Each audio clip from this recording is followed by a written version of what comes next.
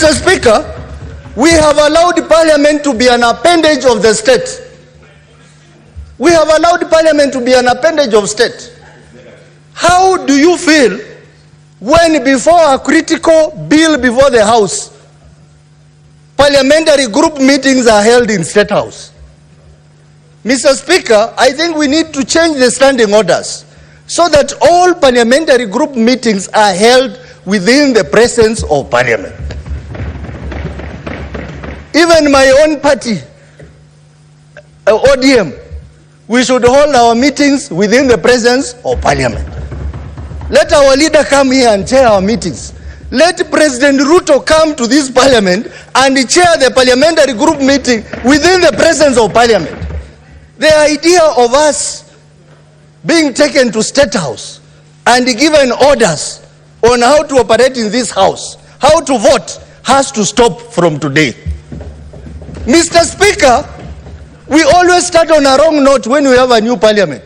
That even our own leadership for parliamentary committees and especially departmental committees, it is decided in State House. And our own secretariats here in Parliament just facilitates that. We need to ensure parliamentary democracy comes back so that let the members of the committee freely elect their leader. Because I have served in the National Assembly, Mr. Speaker, and I saw chairs of committees were behaving like PS to cabinet secretaries. How will they oversight cabinet secretary when you as a chair, you are very cozy with the cabinet secretary? You go to his office to drink tea in the morning, to eat lunch, seek favors, and this person is supposed to appear before you to answer questions. How is it possible? Honorable members, I think before we blame any other institution, we have to start here. We remember in 2008, when Marende was the Speaker of the National Assembly, when everyone thought that the country was going to burn, Parliament stood and united the country through the Speaker. Mr. Speaker, you have done so well as a Speaker. But I'm sorry, the Speaker of the National Assembly has let us down. Because you cannot be a Speaker of the National Assembly and then over the weekend you put on party colors. To go to meetings, political meetings, make political statements. I'm the kingpin of the Luya. I am the party leader of this party. We need to have speakers who are impartial, who are independent, Senator, so that they can lead us on the way. Otsosi. Honorable Wakoli, my friend, we are reflecting. Allow us to reflect. Just take a second. Allow us to reflect. Allow us to reflect. Allow us to reflect. Order, Honorable Senator. I am saying this. Senator Otsosi, just take a seat. Honorable Senators, we have started so well.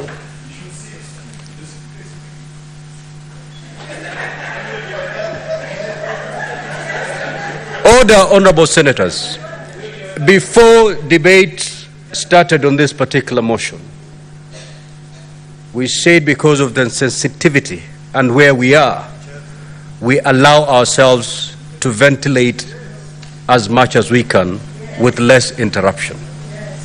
Many of the statements that are going to be made here may touch us not in a friendly way, but yet they have to be said if you're to move forward.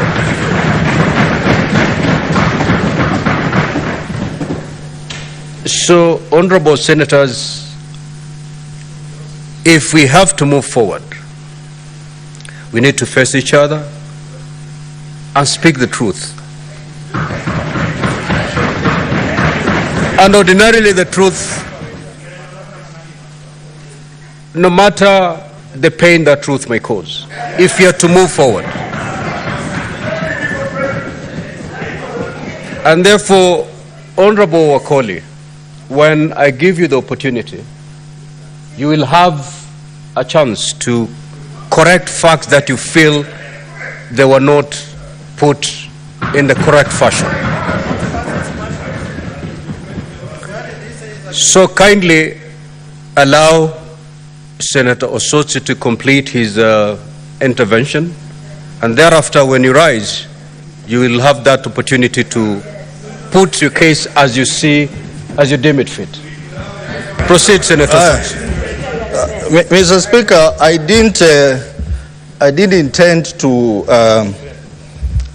hurt my good friend, the Speaker of the National Assembly, but this is a moment of reflection, and this is something I've thought.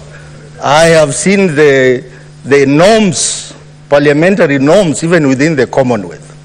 And it may not be there in the Constitution that the Speaker has to be aligned in some manner, but the norms, the global norms are there. And for us to ensure Parliament is respected, let us have the people who preside over the House, in this case the speakers, not be involved in active politicking over the weekend. And that is the line that I was taking. And if for any good reason that I have offended Honorable Akoli and his party leader, I want to apologize. But to say that I'm reflecting on that. Mr. Speaker, still talking about parliamentary democracy. Mr. Speaker, when you go to National Assembly, and I think even here, there are words on the door that says, for the welfare of society and a just government of the people. Those words are not there for nothing. They mean something. They talk about welfare of the society. The society is the country. The just government of the people. That should be the words or the phrases that are supposed to guide us in this house. The moment we divert from that and start engaging as political parties or as an appendage of state, we lose it completely.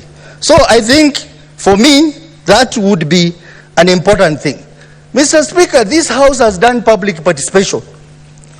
But public participation in this country means nothing, Mr. Speaker.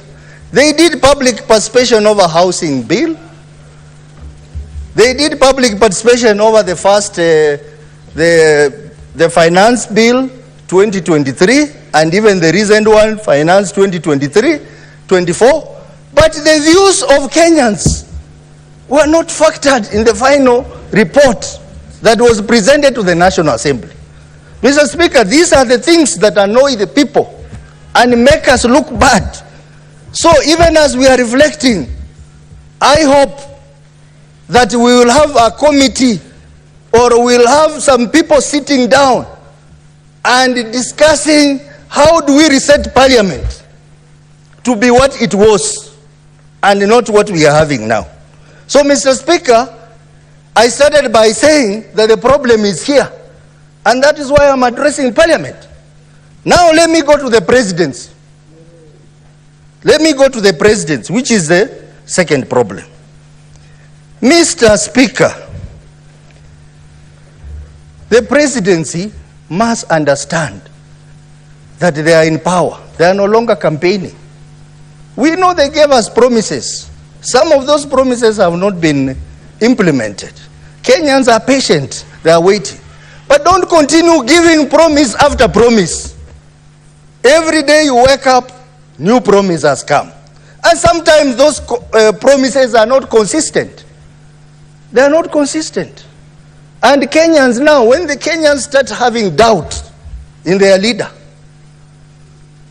when their leader speaks and they say, we know he's not going to say the truth, then we have a problem.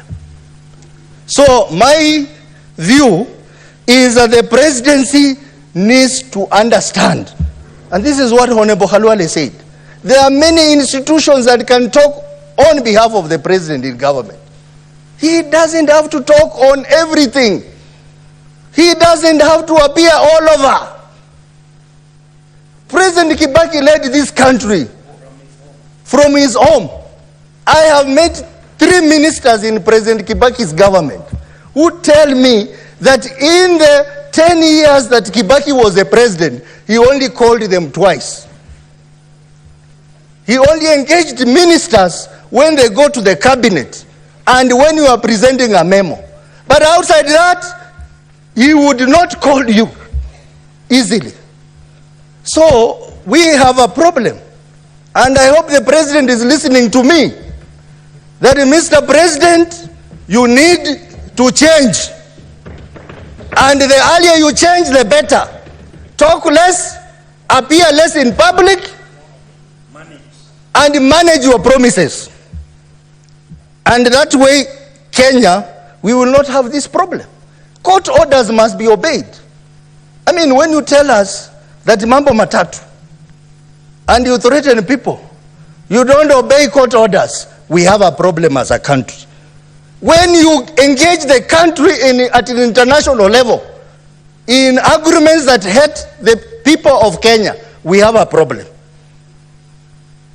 Because the constitution is very clear. Treaties must involve parliament. They must go through parliament, Mr. Speaker. That is not happening now. So, Mr. President, wherever you are, if you are listening to me as a leader elected by the people of Vihiga, I want to tell you, Mr. President, even as we reflect as a Senate, we also want you to reflect.